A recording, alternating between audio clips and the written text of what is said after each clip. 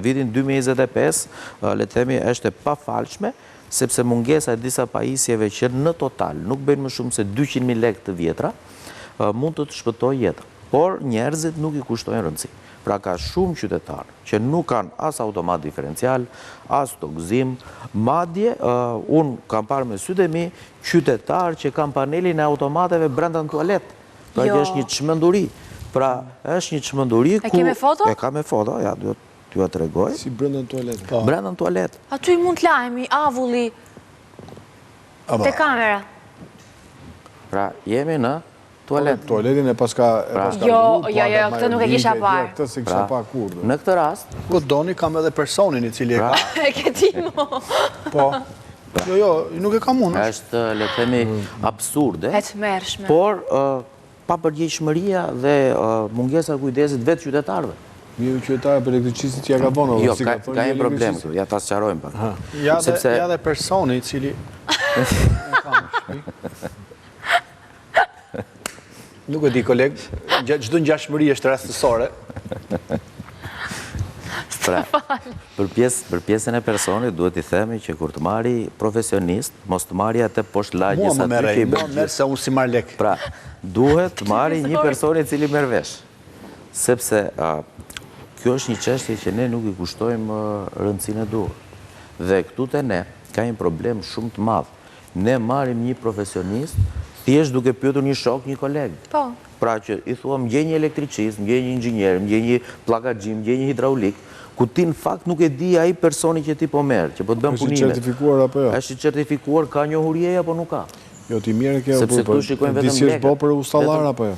Shiko, ka ustallar shumë të mirë, por kushtojnë.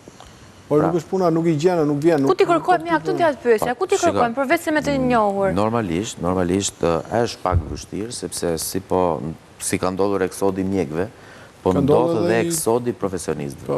Pra, inxhinierëve, IT-ve, elektricistëve, pra zanatëve. Plus që ka dhe një gjë tjetër, duhet ta themi, familjet shqiptare duhet ta ndryshojnë pak mundësinë për fëmijët e tyre. E kanë me shumë siklet, t'i çojnë në shkolla profesionale.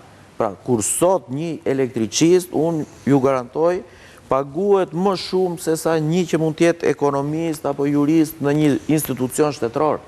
Pasi është shumë e paguhet. Ai që ka profesione, ai fiton në muaj në shuma goxhat konsiderueshme dhe në mënyrë të ndershme. Patjetër. Do si nuk I fut dorën në xhep njeriu, domethënë, dhe janë shumë të nevojshëm.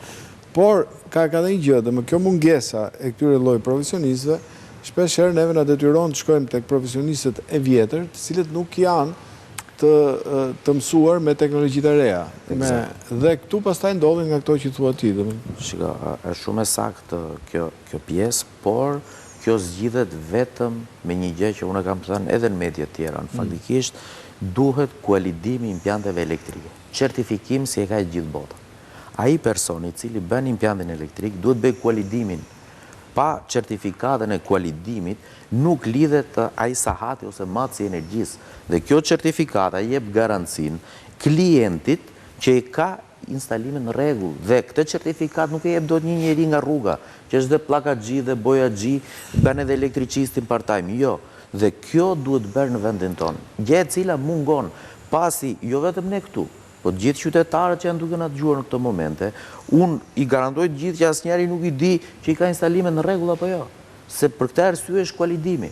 Se kam dëgjuar edhe njerëz që thonë, shikon kam shtëpinë time, I bëj si dua, jo zotri, nuk bëhet në këtë lloj forme, se edhe makinën e ke tenden ti. Po çdo 2 vite e çon për kualidim. Nuk kalon dot, nuk ecën dot në rrugë nëse nuk I ke parametra teknik në rregull. E njëjta gjë është edhe për impiantin elektrik. Pra, por besoj, do vide këtu të ne një ditë, sepse është rregull dhe kusht në Bashkimin Evropian. Pra në çdo vend normal. Është shumë e drejtë kjo që sapo the, sepse tani që kujtoj për instalime që kanë bërë vetë diku gjetë jashtë Shqipërisë, domethënë ne kemi marrë certifikatën, ne kemi garanci që 7 vjet. Nuk e shet dot. Nuk e jep dot me qera.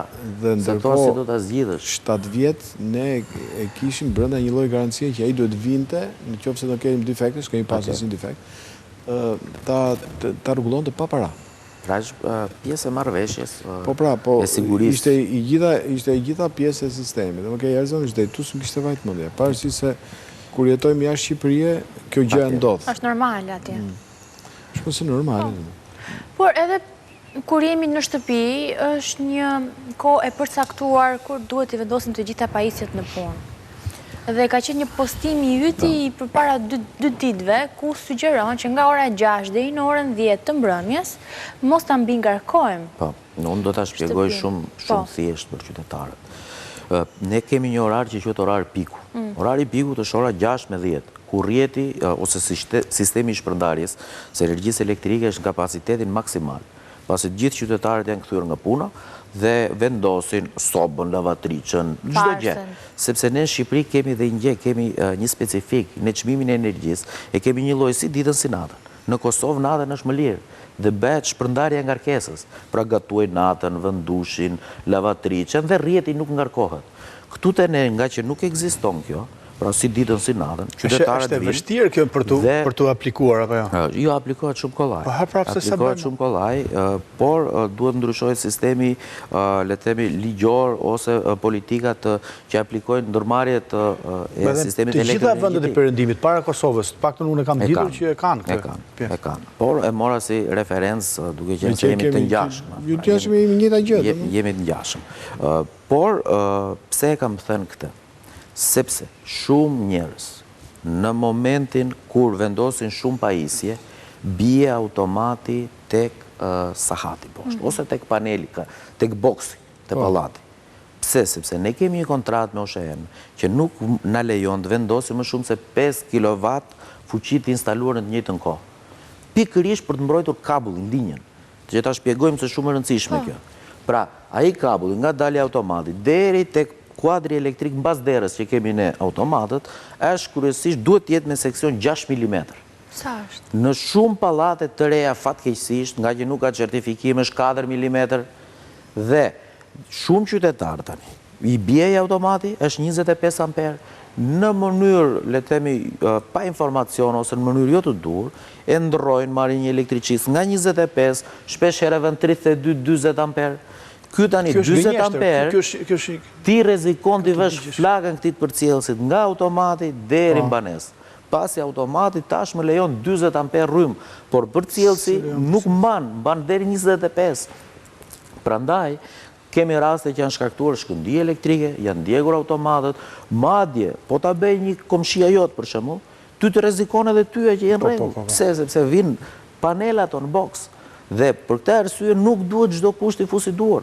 Për këtë arsye unë kam thënë, sepse duke bërë një shpërndarje të ngarkesës, edhe nëse është bërë ky si veprim, ti nuk e rrit shumë rrymën kërkesën për energji elektrike dhe ti mbron pikërisht pjesën e le të themi kabullit nga automati deri në banesë. Po duke bërë ti një qytetar 2-3 dhe në këtë lloj forme le të themi mbrojmë sadopak veten tonë.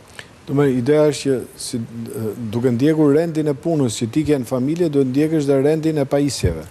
Pra, në qoftë se ti do gatuash dhe gatuan me energji, dhe në tjetër kohë do të lash edhe rrobat, do të heqësh të paktën bolierin nga puna. Pra, do të bësh një lloj kombinim. Një lloj kombinim, që është shumë e vështirë sepse çelësa janë me shtyp. Jo, po harron ndonjëherë, më ndodh mua tek unë 8 kW mban rrjedh.